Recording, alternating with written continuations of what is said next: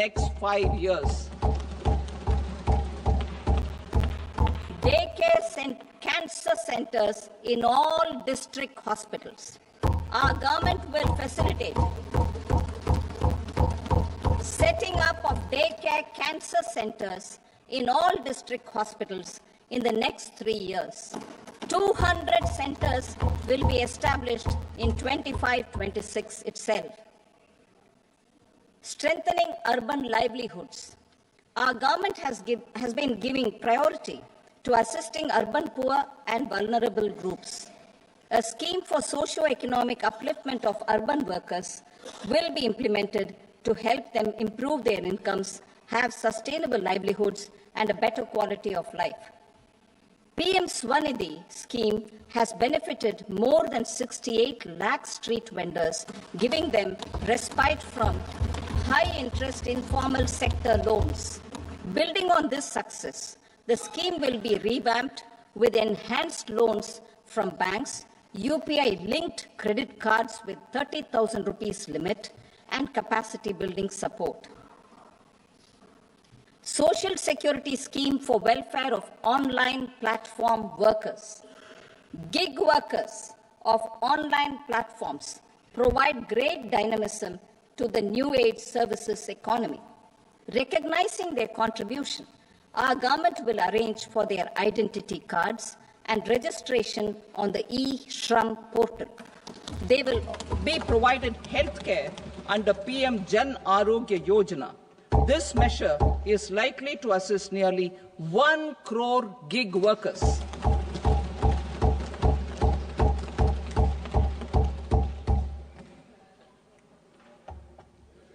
Investing in the economy. Public-private partnership in infrastructure. Each infrastructure-related ministry will come up with a 3-year pipeline of projects that can be implemented in PPP mode. States will also be encouraged to do so and can seek support from the India Infrastructure Project Development Fund, which is a scheme to prepare PPP proposals. Support to states for infrastructure.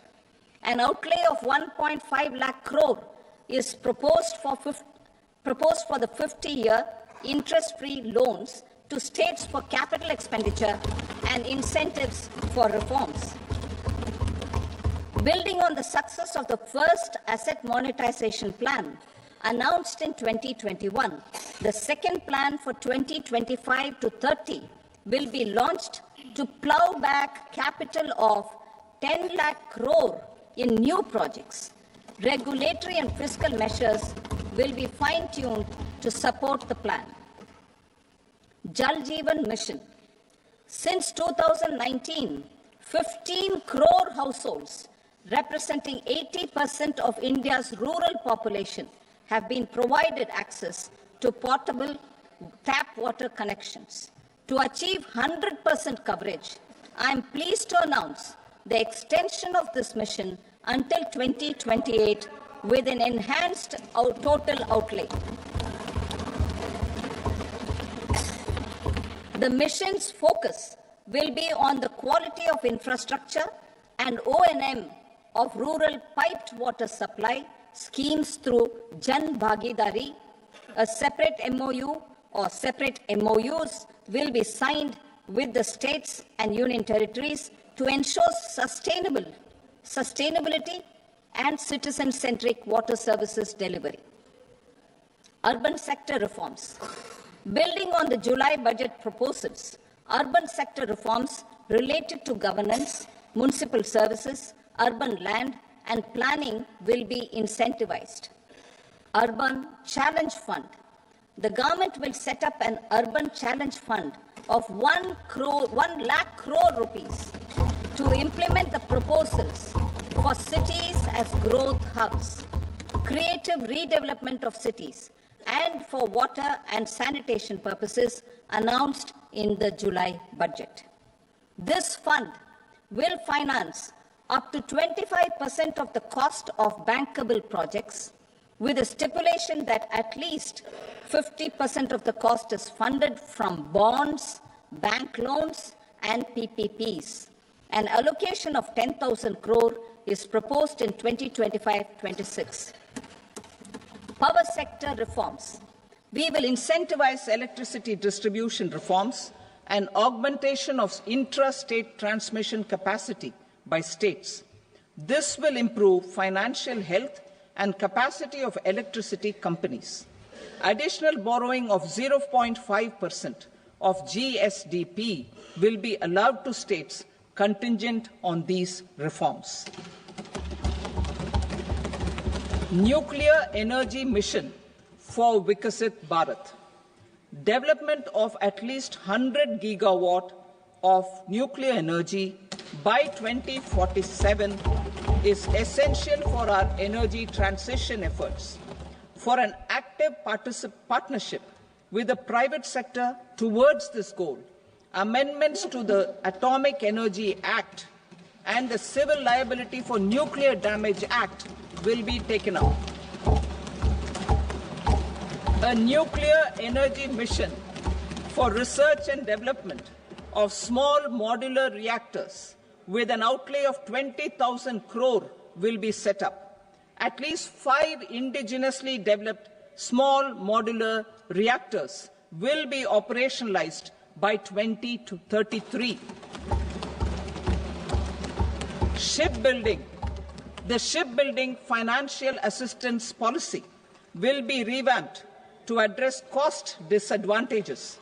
This will also include credit notes for shipbreaking in Indian yards to promote the circular economy. Large ships above a specified size will be included in the infrastructure harmonized master list. Shipbuilding clusters will be facilitated to increase the range, categories, and capacity of ships. This will include additional infrastructure, facilities, skilling, and technology to develop the entire ecosystem. Maritime Development Fund. For long-term financing for the maritime industry, a Maritime Development Fund with a corpus of 25,000 crore rupees will be set up. This will be for distributed support and promoting competition. This will have up to 49% contribution by the government, and the balance will be mobilized from ports and from private sector. UDAN regional connectivity schemes.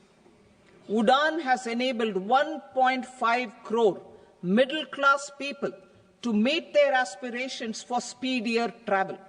The scheme has connected 88 airports, and operationalized 619 routes. Inspired by that success, a modified UDAN scheme will be launched to enhance regional connectivity to 120 new destinations and carry 4 crore passengers in the next 10 years. 4 crore additional passengers in the next 10 years. The scheme will also support helipads and smaller airports in hilly, aspirational, and northeast regional districts.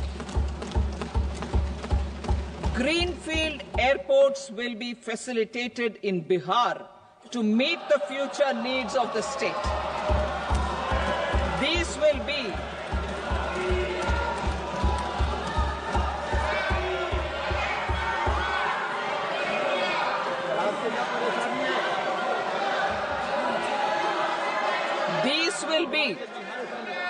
These will be in addition to the expansion of the capacity of Patna Airport and a brownfield airport in Beta.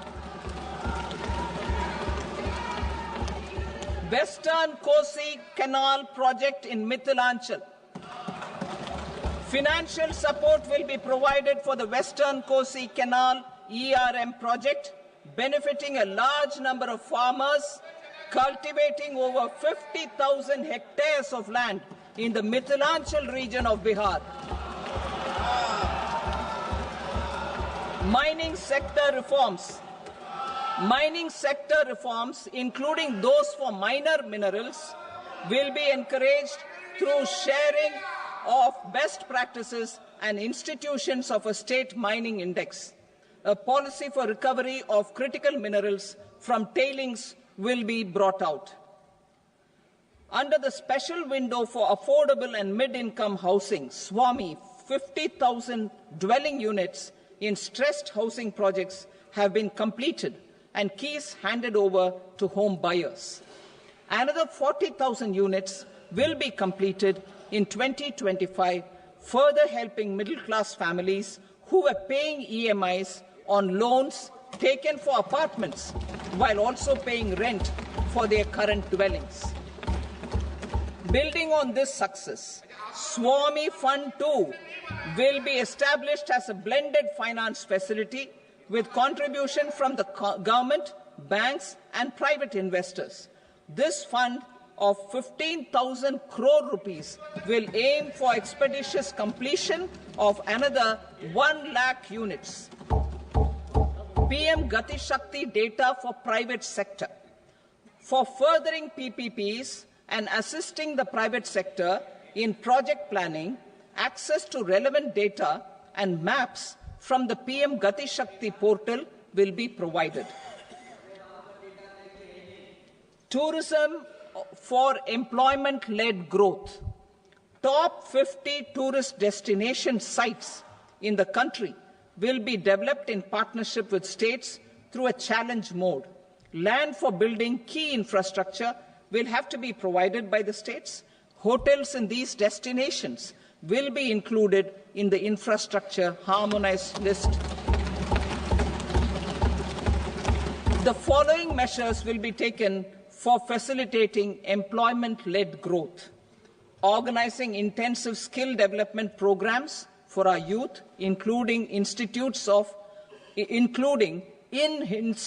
of hospitality management, providing mudra loans for homestays, improving ease of travel and connectivity to tourist destinations, providing performance-linked incentives to states for effective destination management, including tourist amenities, cleanliness, and marketing efforts, and introducing streamlined e-visa facilities along with visa fee waivers for certain tourist groups. Continuing with the emphasis on places of spiritual and religious significance, in the July budget, there will be a special focus on destinations related to the life and times of Lord Buddha. Medical tourism and heal in India. Medical tourism and heal in India will be promoted in partnership with the private sector, along with capacity building and easier visa norms. Investing in innovation. To implement private sector-driven research, development and innovation initiatives announced in the July budget, I am now allocating 20,000 crore rupees for this purpose. A deep tech fund of funds will also be explored to catalyze the next generation startups as a part of this initiative. In the next 5 years, under the PM Research Fellowship Scheme, we will provide 10,000 fellowships for technological research in IITs and IISc with enhanced financial support. The second gene bank with 10 lakh germplasm lines will be set up for future food and nutritional security. This will provide conservation support to both public and private sectors for genetic resources. We will start a national geospatial mission to develop foundational geospatial infrastructure and data. Using PM Gati Shakti, this mission will facilitate modernization of land records, urban planning, and design of infrastructure projects. A Gyan Bharatam mission for survey, documentation, and conservation of our manuscript heritage with academic institutions, museums, libraries, and private collectors will be undertaken to cover more than 1 crore manuscripts. We will set up a national digital repository of Indian knowledge systems for knowledge sharing. Now I move to exports as the fourth engine. We will set up an export promotion mission with sectoral and ministerial targets driven jointly by the Ministries of Commerce, MSME, and Finance. It will facilitate easy access to export credit, cross-border factoring support, support to MSMEs to tackle non-tariff measures in overseas markets. A digital public infrastructure, Bharat Trade Net, for international trade will be set up as a unified platform for trade documentation and financing solutions. This will complement the Unified Logistics Interface platform. The BTN will be aligned with international practices. Support will be provided to develop domestic manufacturing capacities for our economy's integration with global supply chains. Sectors will be identified based on objective criteria. Facilitation groups with participation of senior officers and industry representatives will be formed for select products and supply chains. Through this, there are huge opportunities related to Industry 4.0, which needs high skills and talent. Our youth have both. Our government will support the domestic electronic equipment industry to leverage this opportunity for the benefit of our youth. A national framework will be formulated as guidance to states for promoting global capability centers in emerging Tier 2 cities. This will suggest measures for enhancing availability of talent and infrastructure, building bylaw reforms, and mechanisms for collaboration with industry. Our government will facilitate upgradation of infrastructure and warehousing for air cargo, including high-value perishable horticultural produce. Cargo screening and customs protocol will be streamlined and made user-friendly. Reforms as the fuel. Over the past 10 years, our government has implemented several reforms for convenience of taxpayers, such as faceless assessment, 2, taxpayer charter, 3, faster returns, 4, almost 99% returns being on self-assessment, and 5, Vivad Se Vishwas scheme.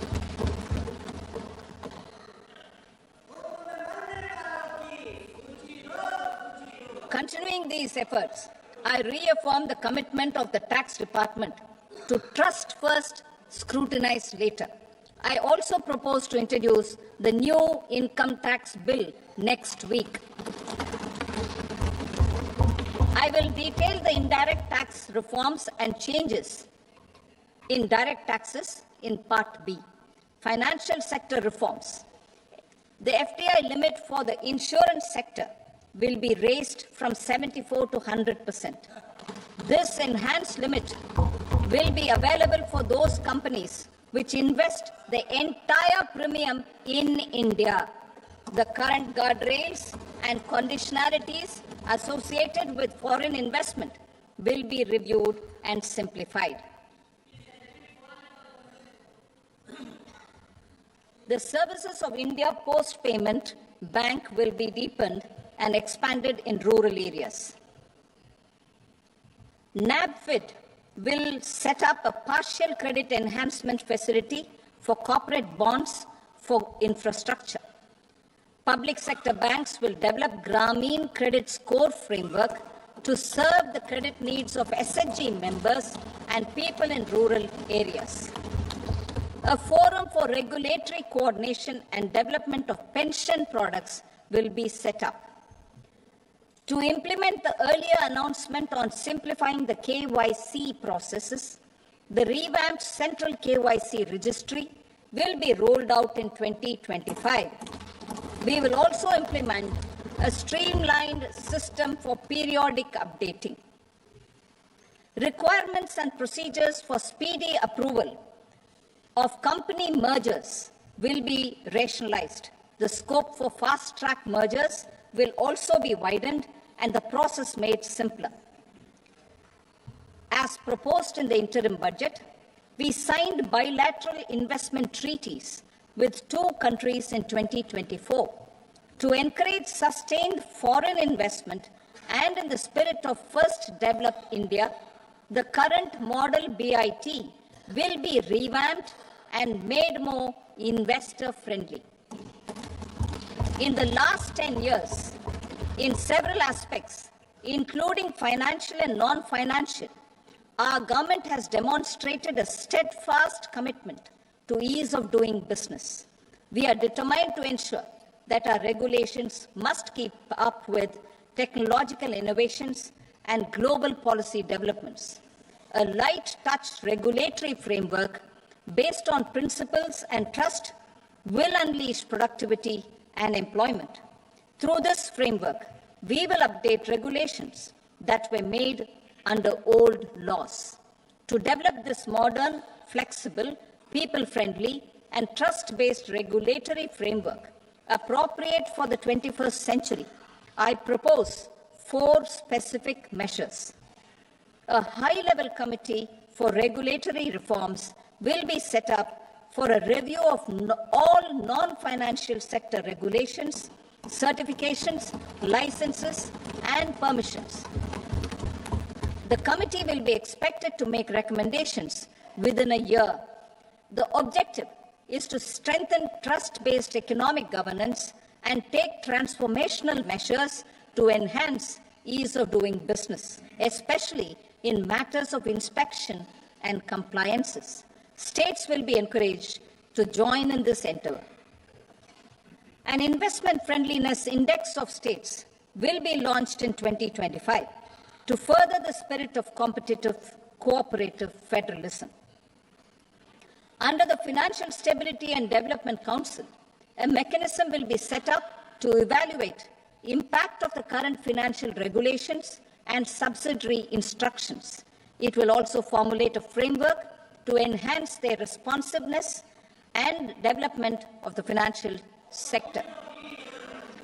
In the Jan Vishwas Act 2023, more than 180 legal provisions were decriminalized. Our government will now bring up the Jan Vishwas Bill 2.0 to decriminalize more than 100 provisions in various laws. I now move to fiscal policy. In the July budget, I had committed to staying the course for fiscal consolidation. Our endeavor will be to keep the fiscal deficit each year such that central government debt remains on a declining path as a percentage of the GDP. The roadmap for the next 6 years has been detailed in the FRBM statement. Revised estimates for 2024-25. The revised estimate of the total receipts other than borrowings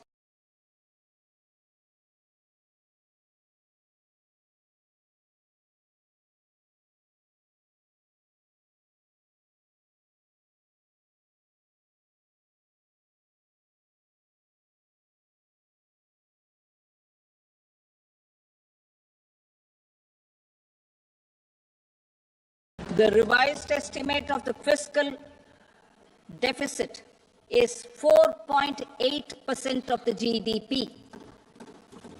Budget estimates for 25-26. Coming to 25-26, the total receipts other than borrowings and total expenditure are estimated at 34.96 lakh crore rupees and 50.65 lakh crore rupees respectively. The net tax receipts are estimated at 28.37 lakh crore rupees. The fiscal deficit is estimated to be 4.4% of GDP.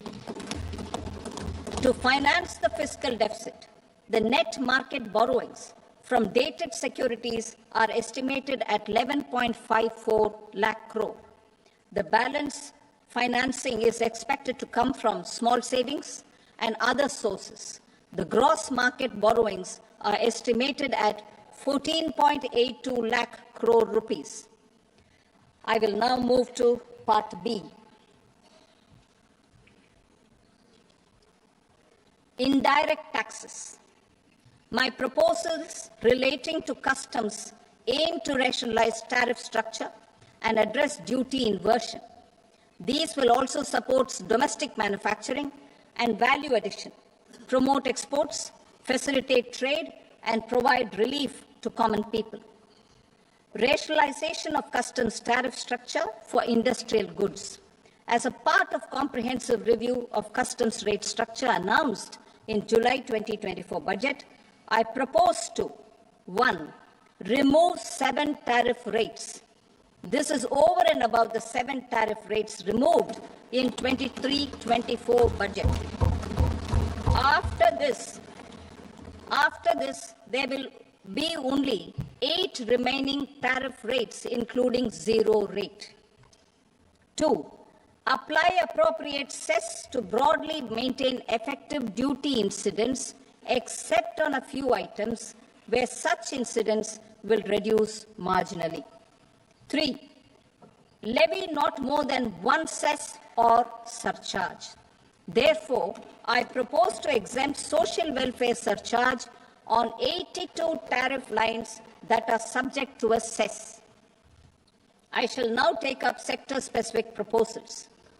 To provide relief to patients, particularly those suffering from cancer, rare diseases, and other severe chronic diseases, I propose to add 36 life-saving drugs and medicines to the list of medicines fully exempted from basic custom duty.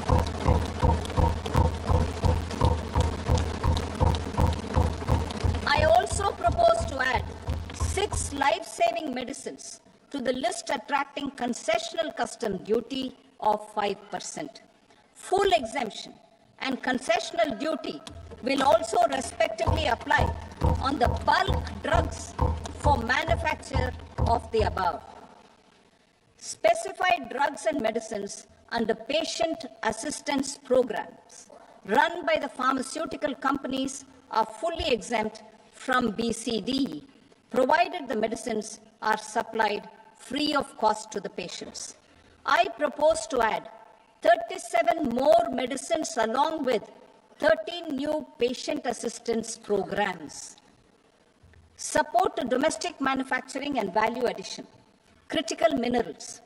In the July 2024 budget, I had fully exempted BCD on 25 critical minerals that are not domestically available. I had also reduced BCD of 2 other such minerals to provide a major fillip to their processing, especially by MSMEs. Now, I propose to fully exempt cobalt powder and waste, the scrap of lithium-ion battery, lead, zinc, and 12 more critical minerals. This will help secure their availability for manufacturing in India and promote more jobs for our youth. To promote domestic production of technical textile products such as agro-textiles, medical textiles, and geotextiles at competitive prices, I propose to add 2 more types of shuttle-less looms to the list of fully exempted textile machinery. I also propose to revise the BCD rate on knitted fabrics covered by 9 tariff lines from 10 or 20 to 20% or 115 rupees per kg, whichever is higher. Electronic goods. In line with our Make in India policy and to rectify inverted duty structure, I propose to increase the BCD on interactive flat panel display from 10% to 20% and reduce the BCD to 5% and other components. In 23-24 budget, for the manufacture of open cells of LCD, LED TVs, I had reduced the BCD on parts of open cells from 5% to 2.5%. To further boost the manufacture of such open cells, the BCD on these parts will now stand exempted. Lithium-ion battery. To the list of exempted capital goods, I propose to add 35 additional capital goods for EV battery manufacturing and 28 additional capital goods for mobile phone battery manufacturing. This will boost domestic manufacture of lithium-ion batteries, both for mobile phones and for electric vehicles. Shipping sector. Considering that shipbuilding has a long gestation period, I propose to continue the exemption of BCD on raw materials, components, consumables, or parts for the manufacture of ships for another 10 years.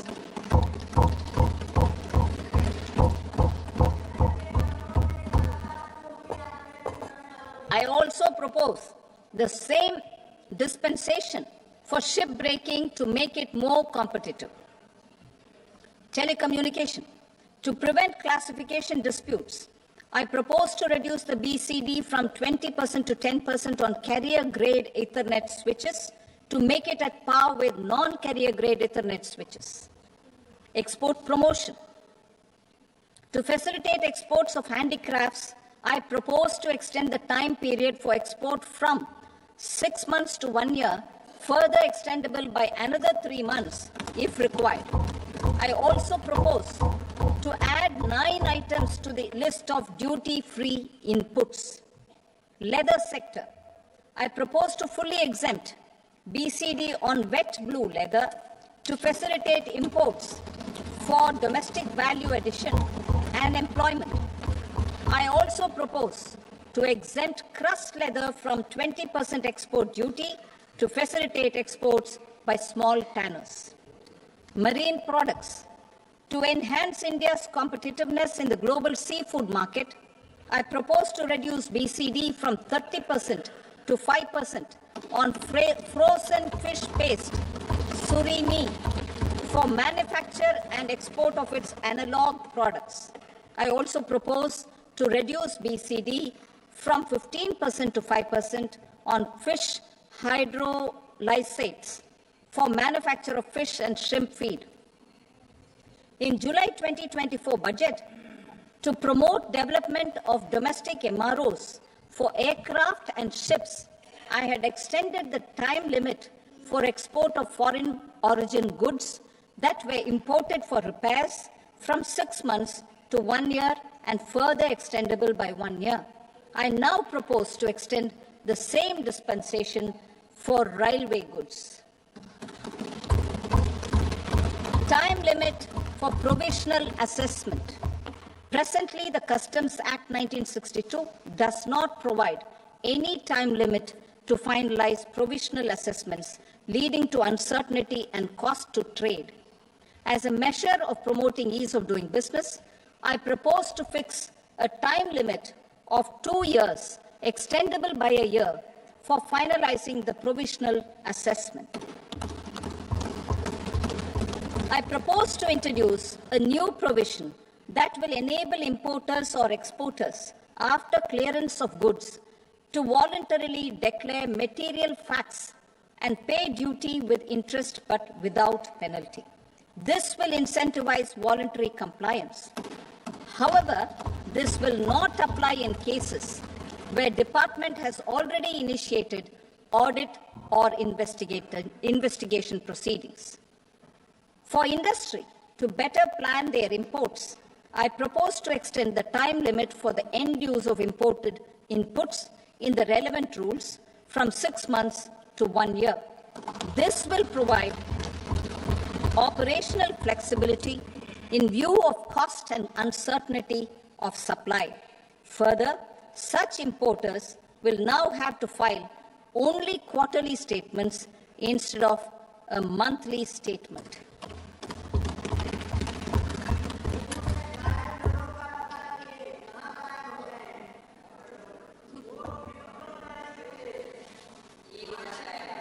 I now come to my direct tax proposals.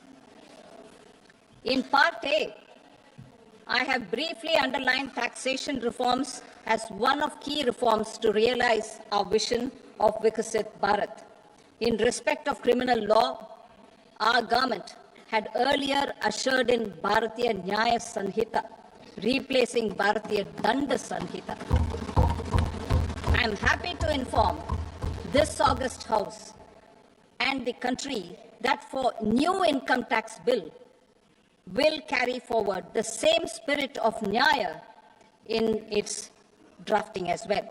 The new bill will be clear and direct in text, with close to half of the present law in terms of both chapters and words. It will be simple to understand for taxpayers and tax administrators, leading to tax certainty and reduced litigation. Reforms, however, are not a destination. They are means to achieve good governance for our people and economy. Providing good governance primarily involves being responsive. The Tirukkural captures this in verse 542, which reads, Vaanokki vaazhum ulagallam, mannavan kol nokki vaazhum kudi. Meaning, just as the living beings live expecting rains, citizens live expecting good governance. Our government is committed to keeping an ear to the ground and a finger on the pulse and responding while balancing our national building efforts.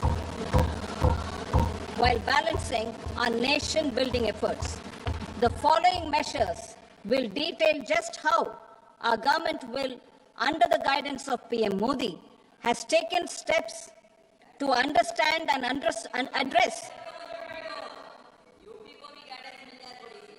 I repeat that sentence, sir. The following measures will detail just how our government, under the guidance of PM Modi, has taken steps to understand and address the needs voiced by our citizens. My tax proposals are guided by this spirit. The objectives of my proposals are as follows. Personal income tax reforms with special focus on middle class. Rationalization of TDS and TCS for easing difficulties. Encouraging voluntary compliance. Reducing compliance burden. Ease of doing business. Employment and investment. I will come to my proposal on personal income tax towards the end. TDS and TCS, rationalization for easing difficulties.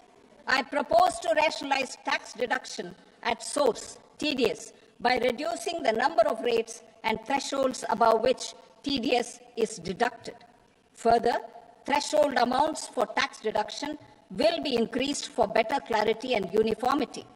The limit for tax deduction on interest for senior citizens is being doubled from the present 50,000 rupees to 1 lakh rupees. Similarly, the annual limit of 2.40 lakh rupees for TDS on rent is being increased to 6 lakh rupees. This will reduce the number of transactions liable to TDS, thus benefiting small taxpayers receiving small payments. The threshold to collect tax at source, the TCS, on remittances under RBI's liberalized remittance scheme, the LRS, is proposed to be increased from 7 lakh to 10 lakhs. I also propose to remove TCS on remittances for education purposes, where such remittances is out of a loan taken from a specified financial institution. Both TDS and TCS are being applied on any transaction related to sale of goods. To prevent such compliance difficulties, I propose to omit the TCS. I also propose that the provisions of the higher TDS deduction will now apply only in non-PAN cases. In July 2024, the delay for payment of TDS up to the due date of filing statement was decriminalized. I propose to provide the same relaxation to TCS provisions as well. The government under the leadership of Prime Minister Modi believes in Sabka Saath, Sabka Vikas, Sabka Vishwas and Sabka Prayas.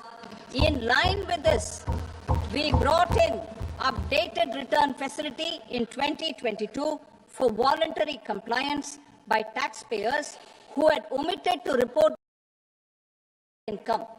Our trust in taxpayers was proved right. Nearly 90 lakh taxpayers voluntarily updated their incomes by paying additional tax. Taking this trust further, I now propose to extend the time limit to file updated returns for any assessment year from the current limit of 2 years to 4 years. I propose to reduce the compliance burden for small charitable trusts and institutions by increasing their period of registration from 5 years to 10 years.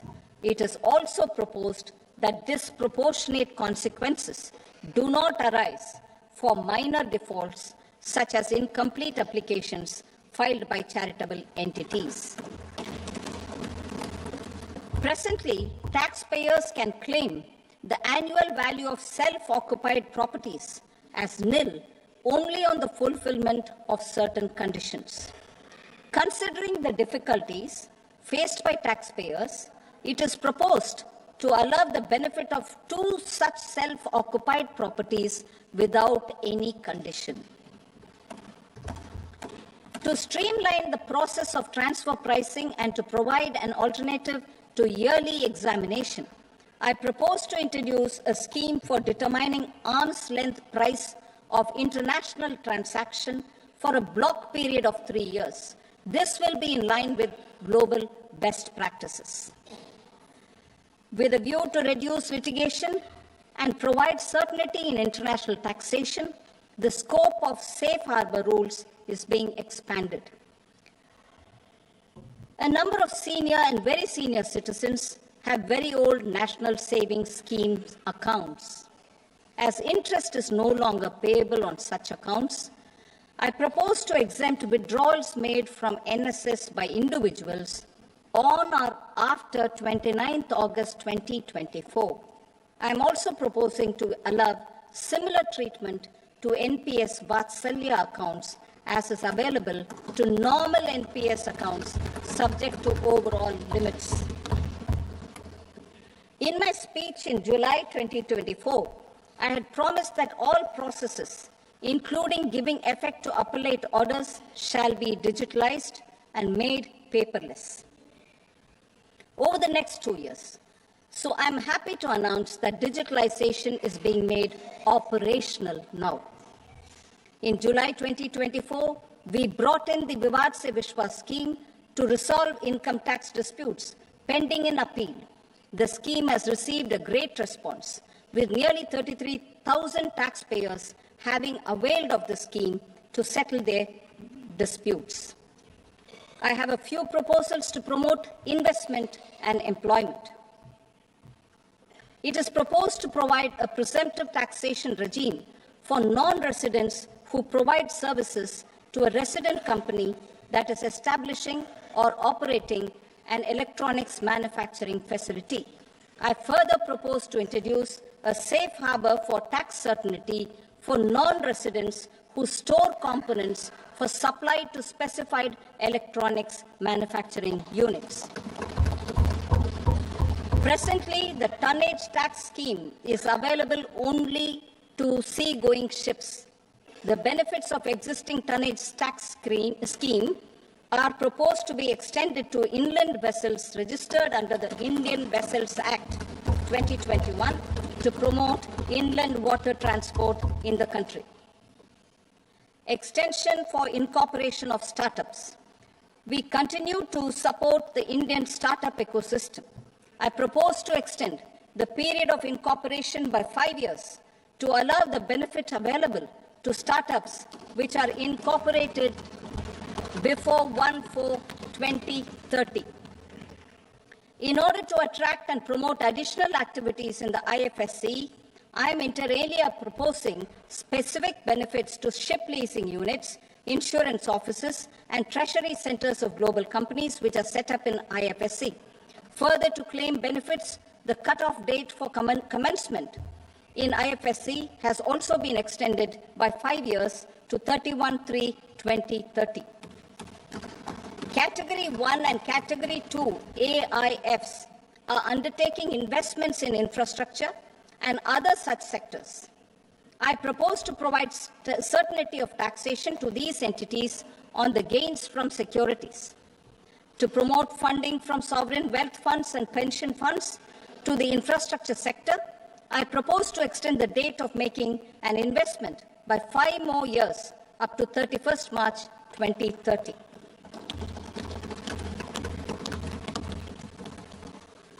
Personal income tax reforms with special focus on middle class.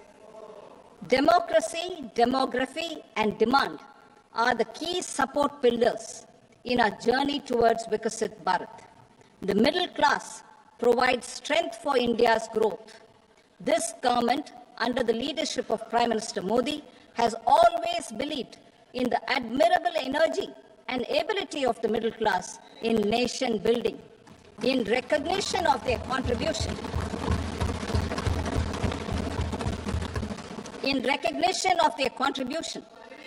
we have periodically reduced their tax burden. Right after 2014, the nil tax slab was raised to 2.5 lakhs of rupees, which was further raised to 5 lakh rupees in 2019 and to 7 lakh rupees in 2023. This is reflective of our government's trust on the middle class taxpayers. I am now happy to announce that there will be no income tax payable up to income of 12 lakh rupees.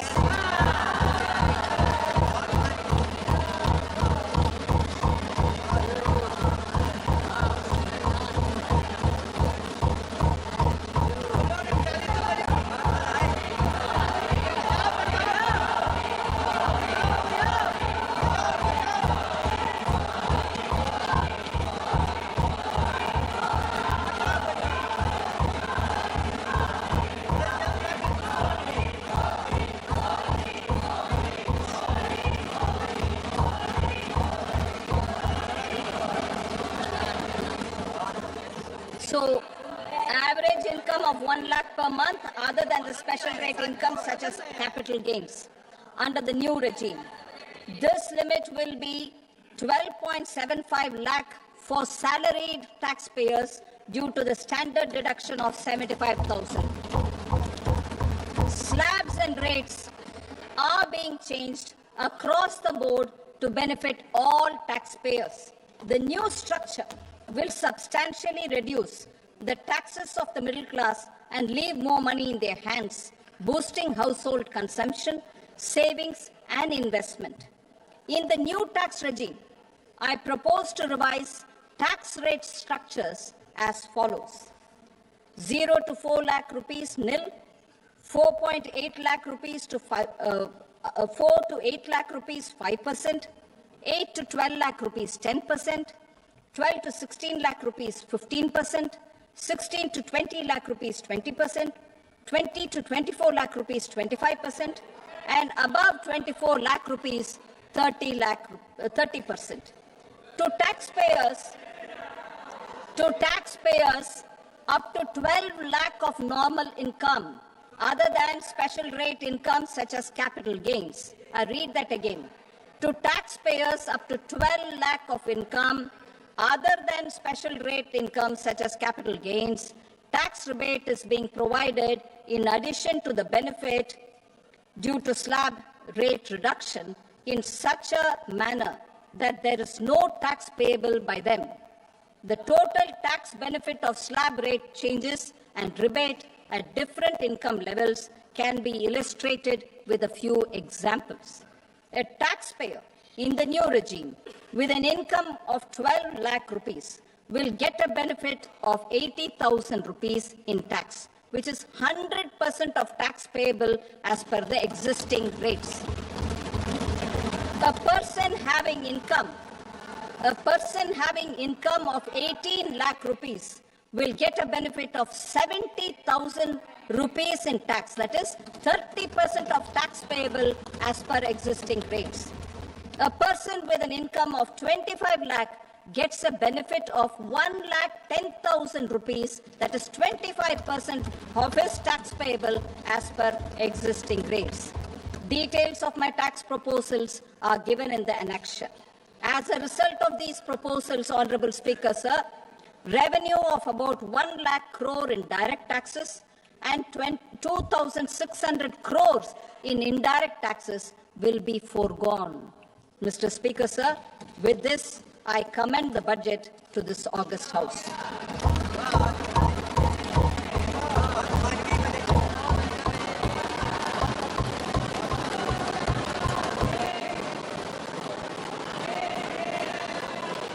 Item number 2, Srimati Nirmala Sitharaman.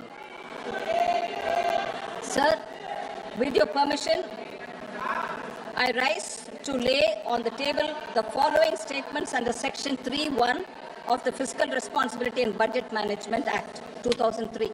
Medium-term fiscal policy cum fiscal policy strategy statement and macroeconomic framework statement. Item number 3, Srimati Nirmala Sitharaman. Sir, with your permission, I rise to move for leave to introduce the Finance Bill 2025.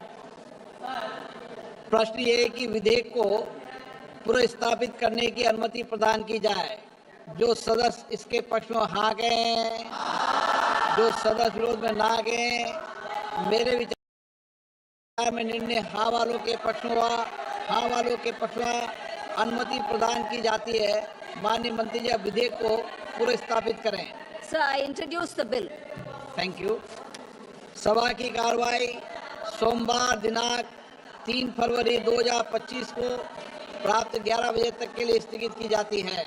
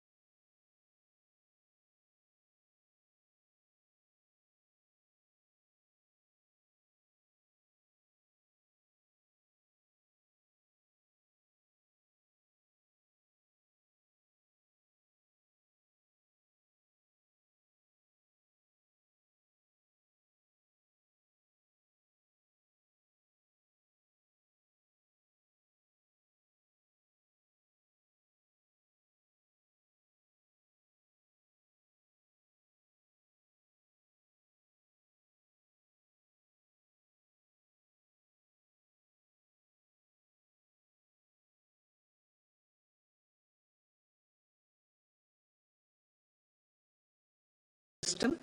2.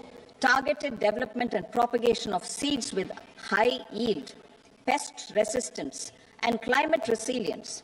And 3. Commercial availability of more than 100 seed varieties released since July 2024. India ranks second largest globally in fish production and aquaculture.